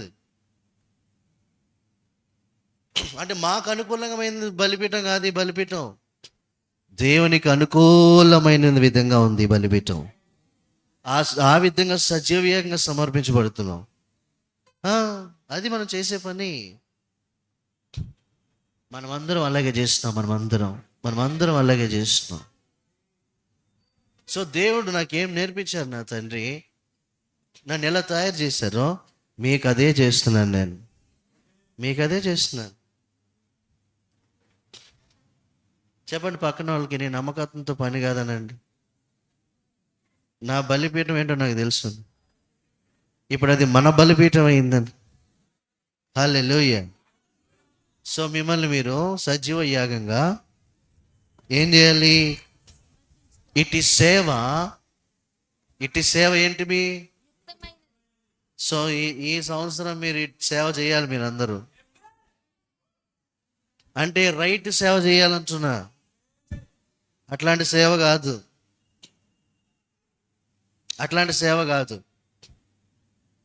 బయట అన్యుల దగ్గర క్రైస్తవులను బట్టి వచ్చే చెడ్డ పేర్లు కాదు, అది కాదు సేవ. నిన్ను చూస్తే నీ దేవుణ్ణి చూసినట్టుగా ఉండాలా. ఓన్లీ ప్రేమలోనే కాదు, రోషంలో కూడా, శక్తిలో కూడా. హల్లెలూయా. సో అది అవసరం. ఇటు సేవ మీకు యుక్తమైంది. సజీవంగా సమర్పించుకోండి. టైం 10:30 అయింది. ఇంకో గంట చెప్పి 11:30 వదిలేస్తా. మీరందరూ రెడీగా ఉన్నారా? Thank you. 11:30 మించి వెళ్ళండి, మీకు తెలుసుగా మాట అంటే మాటే. తర్వాత 1 పేతురు 2వ అధ్యాయం 9వ వచనం.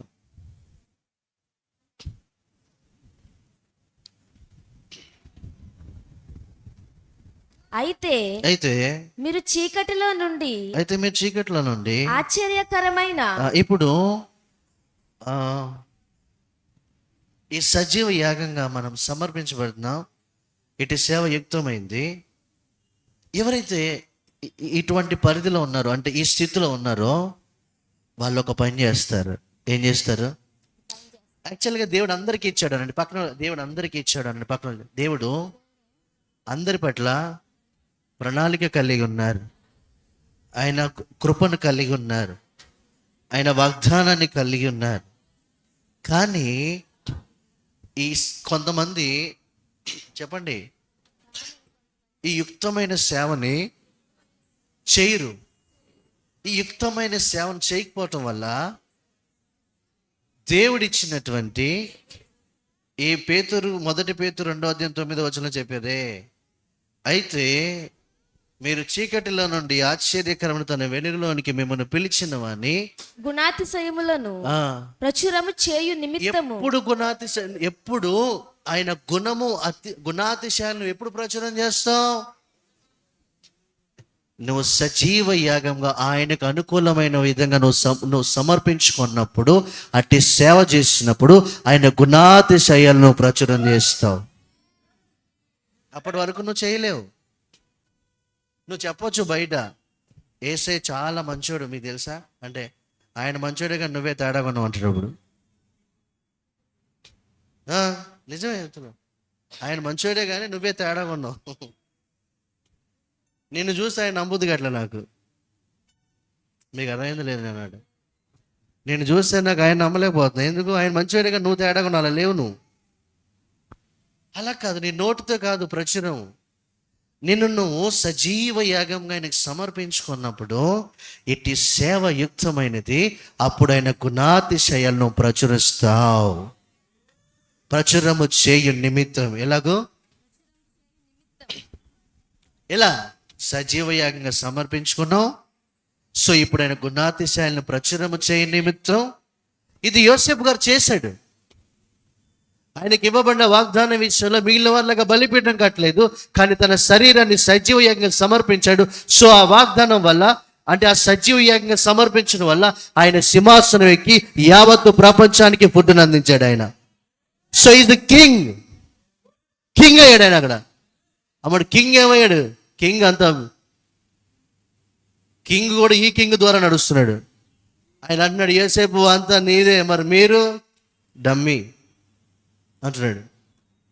ఉన్నానంటే ఉన్నా, నువ్వు చెప్పింది నేను కూడా చేస్తా.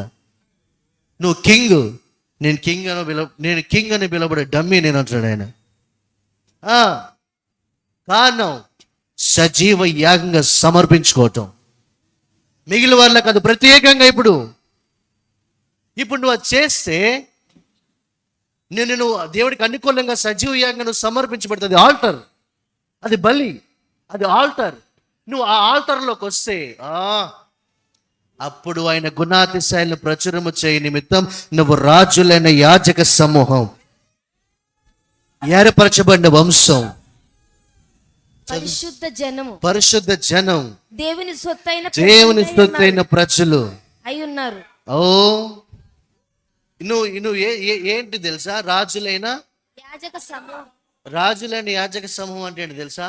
నువ్వు ప్రార్థించేటప్పుడేమో యాజకుడిగా మొర్ర పెడతావు. నువ్వు ప్రార్థన నుంచి బయటకు వచ్చినాక కింగ్ లాగా రూల్ చేస్తావు.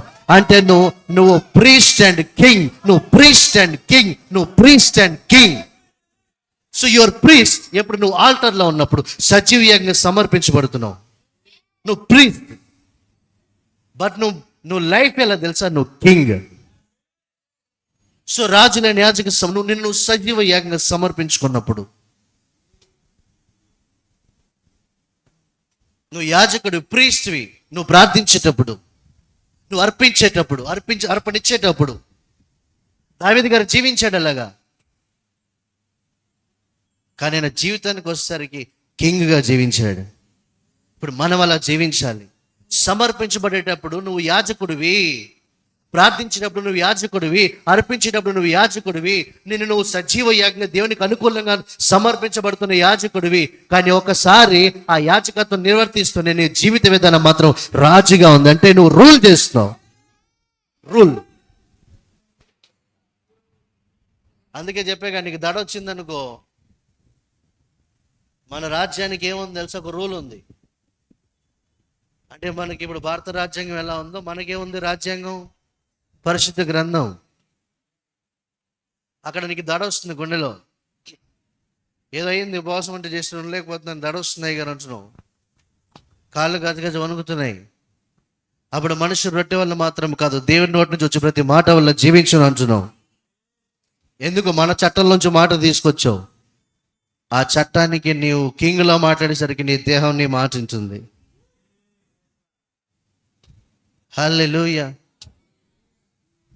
హల్లెలూయా.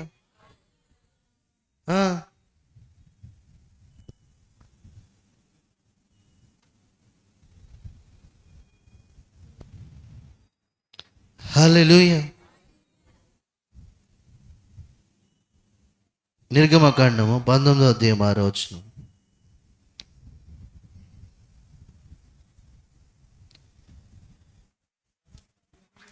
సమస్త భూమి నాది కదా, రాజ్యంగాను పరిశుద్ధమైన జనంగాను ఉందురని చెప్పు. చాలు, సమస్త భూమి అయింది. సో ఓన్లీ ఇజ్రాయెల్ దేశం అయింది కాదు, whole earth belongs to our Lord Jesus Christ.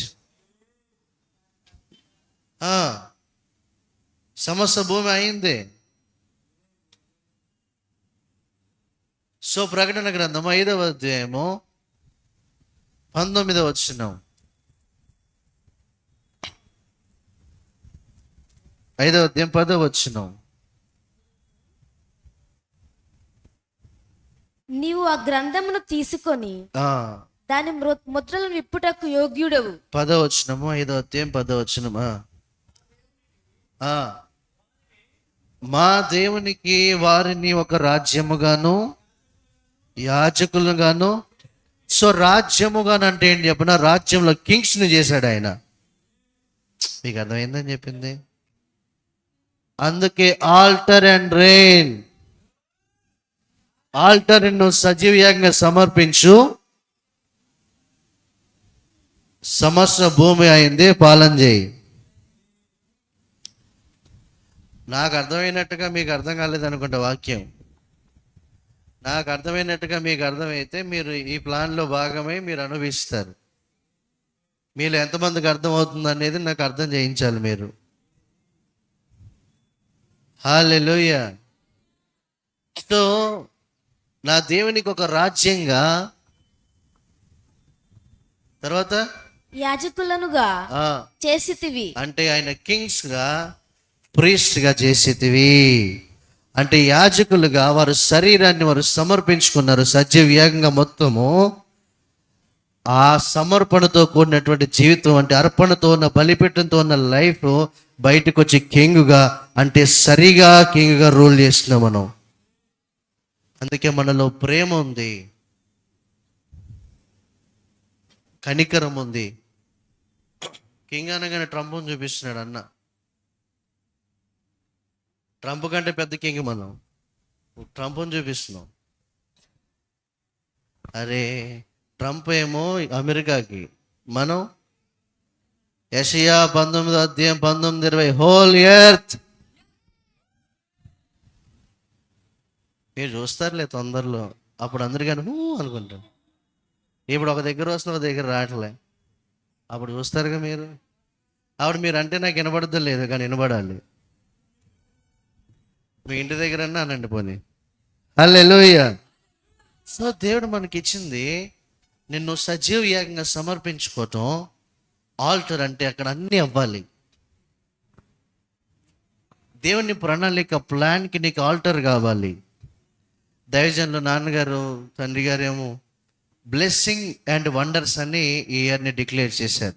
Blessings and wonders. Prophet గారు, ప్రవక్త గారేమో స్ట్రాంగ్ ఆయిల్ అని డిక్లేర్ చేశారు.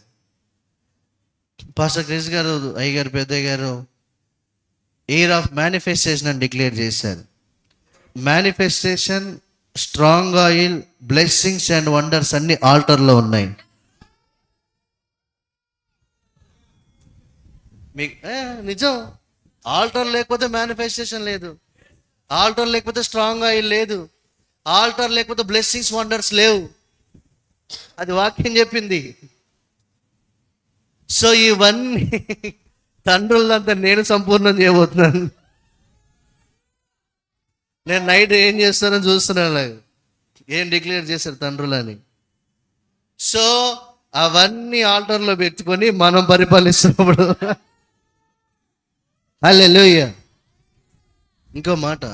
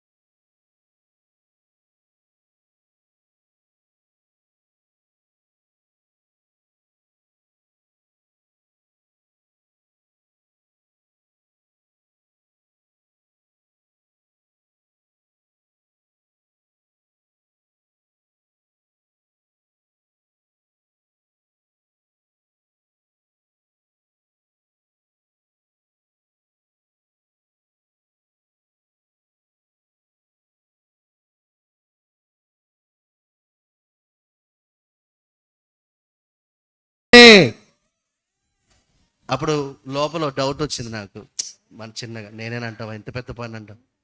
అప్పుడు ఆయన అన్నాడు, ఎందుకు క్వశ్చన్ మార్క్ పెడుతున్నావు? పరిశోధన ఎందుకు క్వశ్చన్ మార్క్ పెట్టుకున్నాను? ఆ కిరీటం తీసుకొచ్చి పెట్టు అన్నాడు, నువ్వే అది అన్నాడు. ఎస్, ఎందుకు నువ్వు ఎందుకు క్వశ్చన్ మార్క్ పెడుతున్నావు? నువ్వేనా అని, నువ్వే అని చూపించి పెట్టి నువ్వే అని చెప్పాడు. వచ్చి నువ్వు ప్రే, నేను శుద్ధిస్తాను, నేనేనా అంటే లోపల కొన్ని చిన్న, నేనే ఇంత పెద్ద పని ఉందంటావా, నేనేనా? నువ్వే ఎందుకు క్వశ్చన్ మార్క్ పెట్టి, నువ్వే నువ్వే నువ్వే. Hallelujah, hallelujah. Year of altar and rain, year of altar and rain, year of altar and rain. ఇది ఇస్ ఎక్స్ట్రా టైం. ఈ ఎక్స్ట్రా టైం ఫర్ us, మన కోసమే ఈ ఎక్స్ట్రా టైం. అందుకే కాలానికి మన తండ్రి మనల్ని ఎన్నుకున్నారు, మనల్ని ఎన్నుకున్నారు, మనకి ఇచ్చారు ఆ పని. అయినా మీరు చూస్తారు. నేను మీతో చెప్పాను, అక్కడ రబ్ అని ఉంది, రబ్బీ అంటే mighty one, great one, mighty one. దాంతోపాటు మైటీ వన్లో భాగమైన మచ్ మెనీ అంటే అది మీరే. మీరందరూ నాలో భాగమై ఉన్నారు, మనందరం కలిపి ఉన్నాం. ఇప్పుడు అక్కడ లాగా ఈ ఎక్స్ట్రా టైంకి మనందరం ఉన్నాం, మనందరం కలిపాం. Mighty one and much many మనం ఉన్నాం. అంటే దేవుడు, నేను మీకు చెప్పా, దేవుడు ముందు వాగ్దానం ఇస్తాడు అని. ఏమన్నా దాని తగ్గట్టుగా మనం ఏం చేయాలా? దాని తగ్గట్టు మనం ఏం చేయాలా? రెడీ అవ్వాలి దాని తగ్గట్టుగా. అందుకే దేవుడు రెడీ అయినాక నీకు వాగ్దానం ఇచ్చాడు, దాన్ని మేనిఫెస్ట్ చేస్తాడు దాన్ని ఆయన. అరే ఐఎమ్ ఆల్రెడీ రెడీ, నేను రెడీగా ఉన్నా ఆల్రెడీ. ఇప్పుడు మరీ ఎక్కువ రెడీ అవుతా, ఒక రకంగా చెప్పండి, ఇంకా వాళ్ళు దగ్గర పెట్టుకుని సేవ చేస్తా. హల్లెలూయా, హల్లెలూయా, హల్లెలూయా. నా తండ్రి మనకు అప్పగించిన పని, ఆ బాధ్యత చాలా పెద్దది, అది వివరించలేనంత పెద్దది మనది. అటువంటి బాధ్యత మన తండ్రి ఒక చిన్న సంఘమైన మన చేతిలో పెట్టాడు. ఆయన మనకు అప్పగించాడు, దాన్ని మనం చేయగలం. ఎందుకు చేయగలం చెప్పనా? ఇది శక్తి చేత కాదు, బలము చేత కాదు. మొదట రాజ్యం ఒక రాయే, తర్వాత అది మహాభూతలమంతా మహాపర్వతమైంది. అంటే అప్పుడు మనం చిన్న ఈ బాధ్యత పెంచుకుంటూ వెళ్తూ వెళ్తూ వెళ్తూ వెళ్తూ ప్రపంచమంతా మనం ఉన్న వాళ్ళం. అటువంటి బాధ్యత పని మన తండ్రి మనకు పెట్టారు. దీన్ని మనం నెరవేరుస్తాం, నెరవేర్చి తీరుతాం. Yes lord.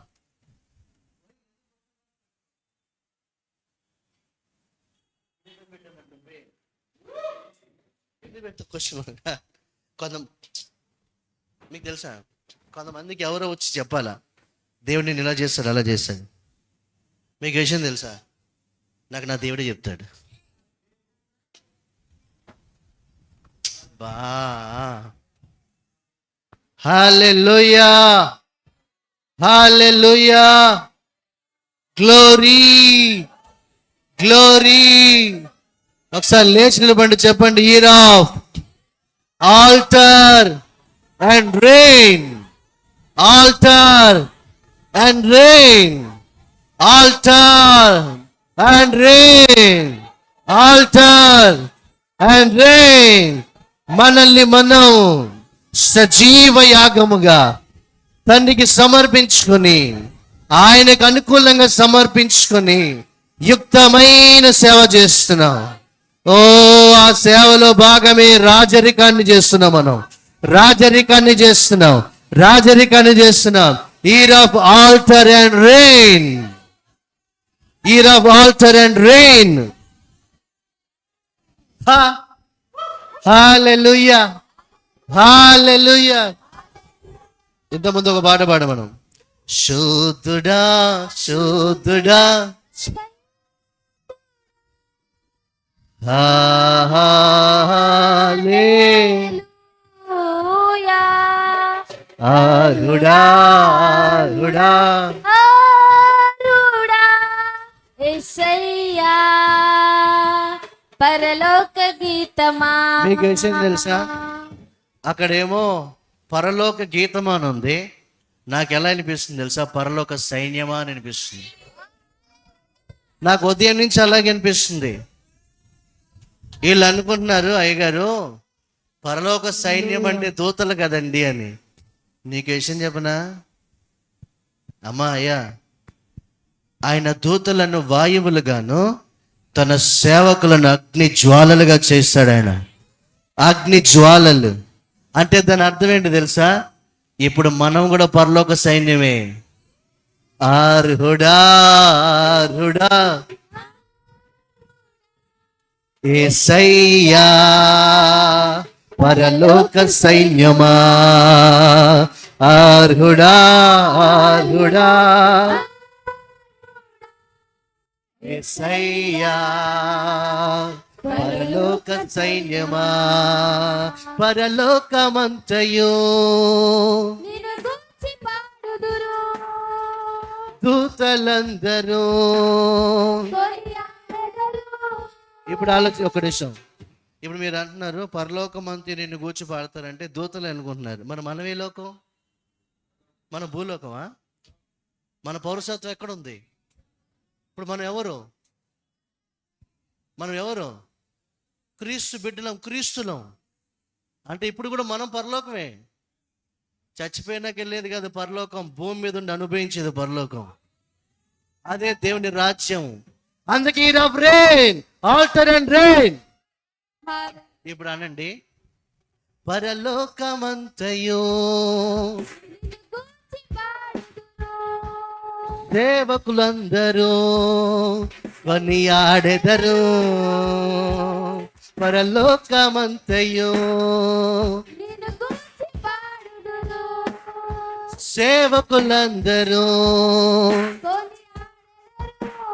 ఏ శుద్ధుడా శుద్ధుడా పరిశుద్ధుడా.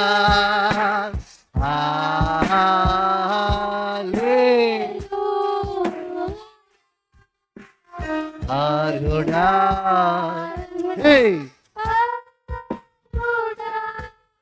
యేసయ్యా, పరలోక సైన్యమా. యేసయ్యా, పరలోక సైన్యమా. మా స్వరమెత్తి కీర్తింతుము, నా రాజా మళ్ళొకసారి మా స్వరమెత్తి నిన్నే కీర్తింతుము. రాజా సింహాసనాసీనుడా, శూద్రుడా సుందరుడా ప్రియమైన తండ్రివి శూద్రుడా, మహోన్నతుడా, సుందరుడా. ప్రియమైన హే! నా తండ్రి సుందరుడు, శూద్రుడా మహోన్నతుడా సుందరుడా ప్రియమైన తండ్రివి. మా స్వరమెత్తి కీర్తింతుము. నా రాజా సింహాసనాసీనుడా, శూద్రుడా మహోన్నతుడా, సుందరుడా, తండ్రివి, ఓ ప్రియమైన తండ్రివి.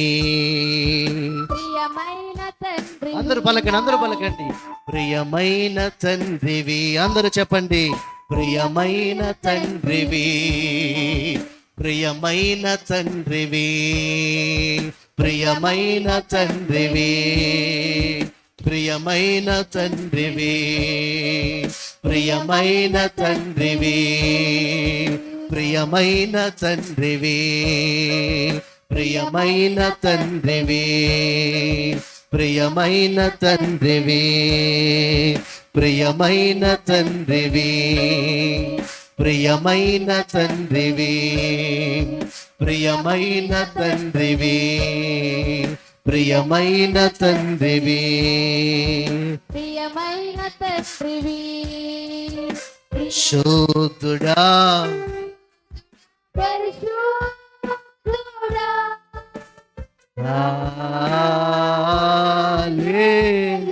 హల్లెలూయా, అర్హుడా అరుణా,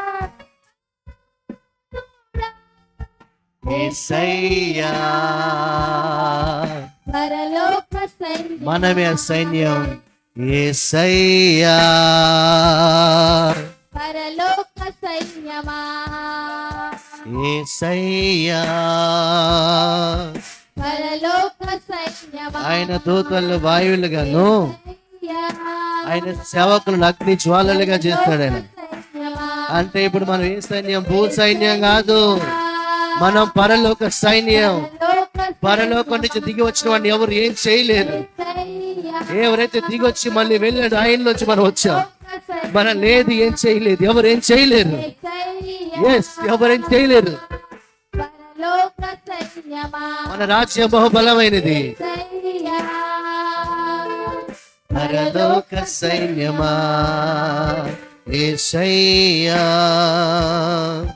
పరలోక సైన్యమా, శూద్రుడా శూద్రుడా,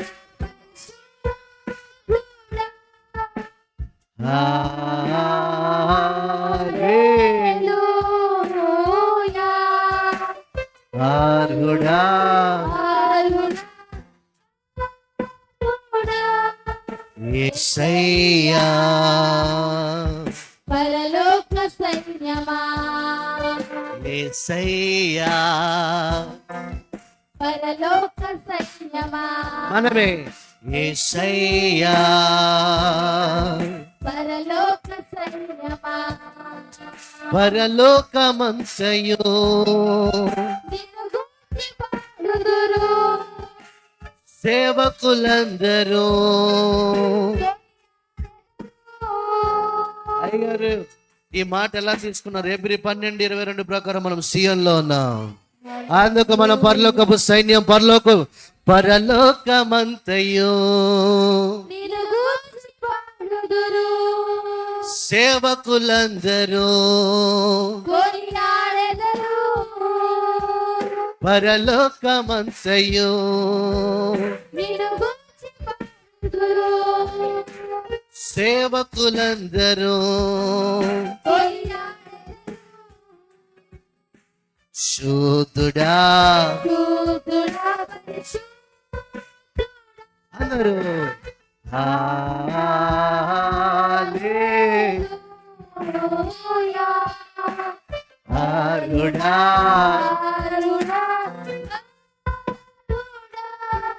యేసయ్యా పరలోక సైన్యమా మళ్ళీ శుద్ధుడా శుద్ధుడా పరిశుద్ధుడా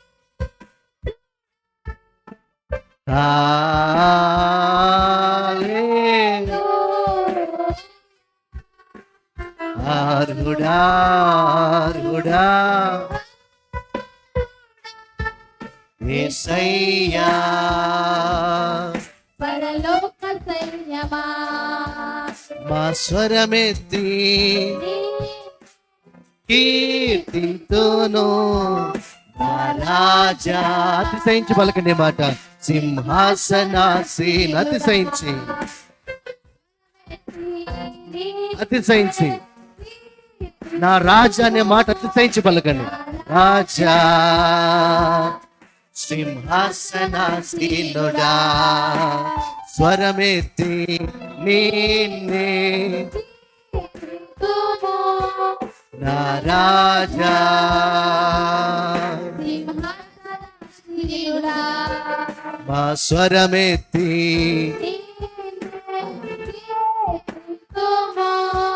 నా రాజా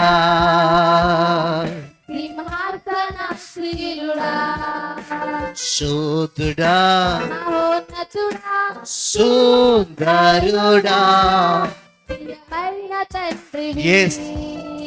ప్రియమైన తండ్రివి ప్రియమైన తండ్రివి ప్రియమైన తండ్రివి ప్రియమైన తండ్రివి ప్రియమైన తండ్రివి ప్రియమైన తండ్రివి శుద్ధుడా మహోన్నతుడా సుందరుడా అద్భుతమైన గుణాలు. ఆయన లాంటి స్వభావం ఎవరికి లేదు. అందుకే ఆయన సుందరుడు. అందుకే ఆయన సుందరుడు. ఎస్ సుందరుడా మహోన్నతుడా సుందరుడా ప్రియమైన తండ్రివి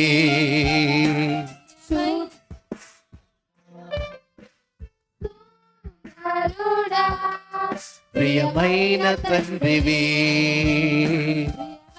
తండ్రివి పరలోకమంతయు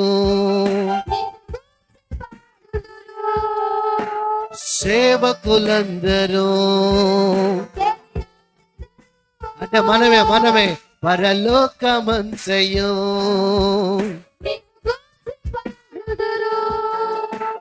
సేవకులందరూ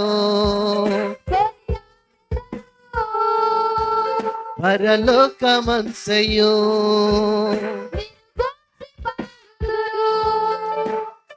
సేవకులందరూ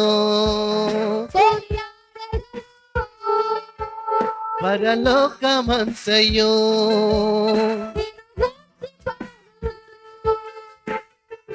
సేవకులందరూ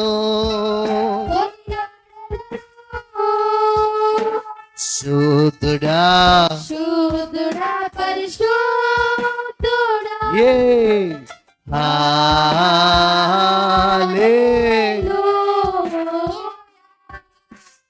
అరుడా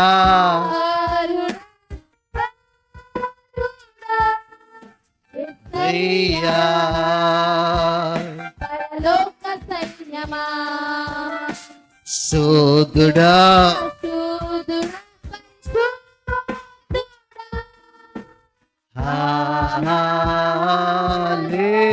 హల్లెలూయా అరుడా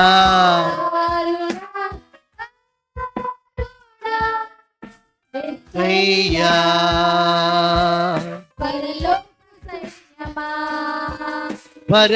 పరలోకమంతయు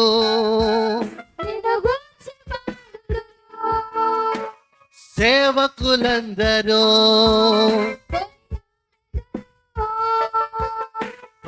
పరలోకమంతయు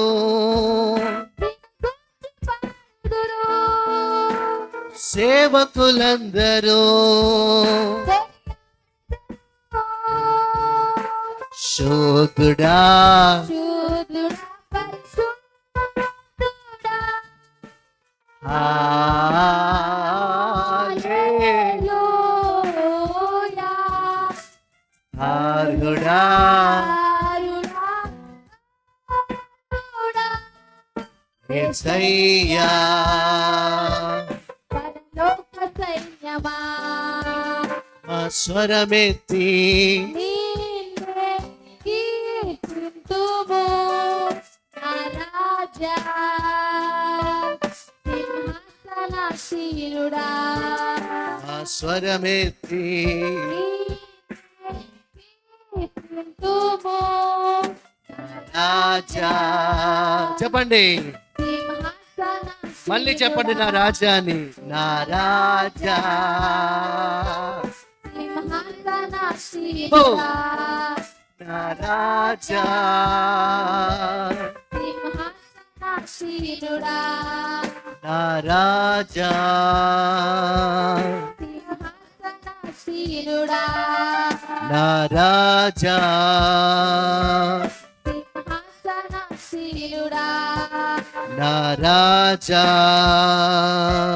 సింహాసనాసీనుడా పరలోకమంతయో నిన్ను గూర్చి పాడుదును సేవకులందరూ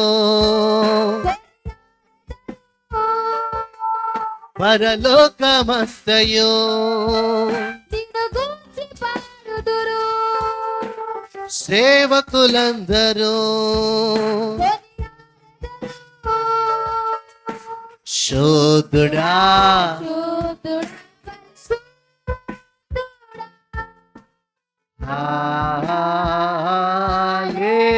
హల్లెలూయా ఆరుడా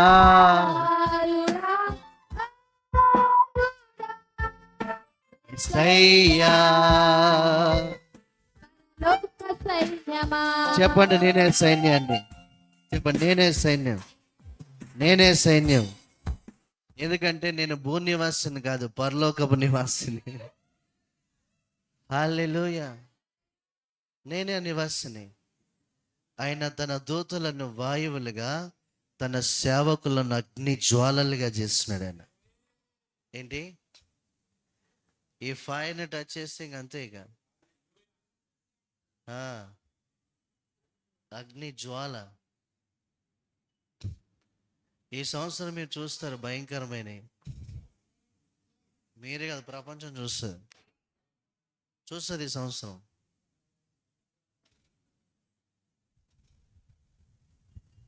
ఎంతమంది రెడీగా ఉన్నారు ఆల్టర్ అండ్ రెయిన్కి?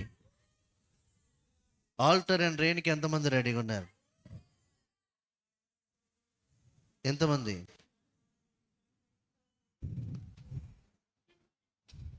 మిమ్మల్ని మీరు సజీవ యాగంగా సమర్పించుకోండి. సమస్త భూమి నాది అన్నాడు నా తండ్రి, మన తండ్రి.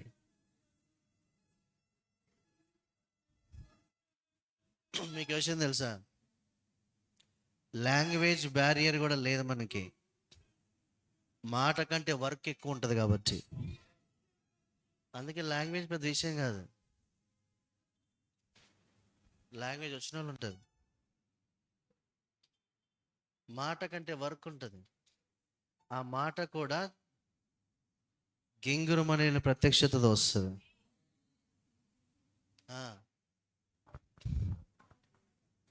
హల్లెలూయా.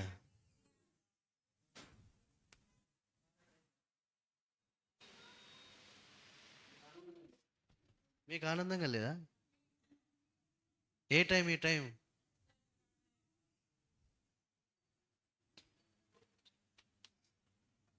మన కోసమే. ఎస్, మన కోసం.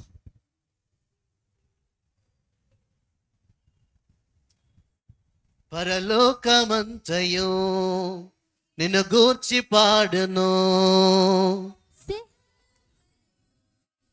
కొలియాడెదరు పరలోకమంతయు నిన్ను గూర్చి పాడుదురు సేవకులందరూ కొనియాడెదరు లైవ్ కట్ చేసి శోధుడా శుద్ధుడా పరిశుద్ధుడా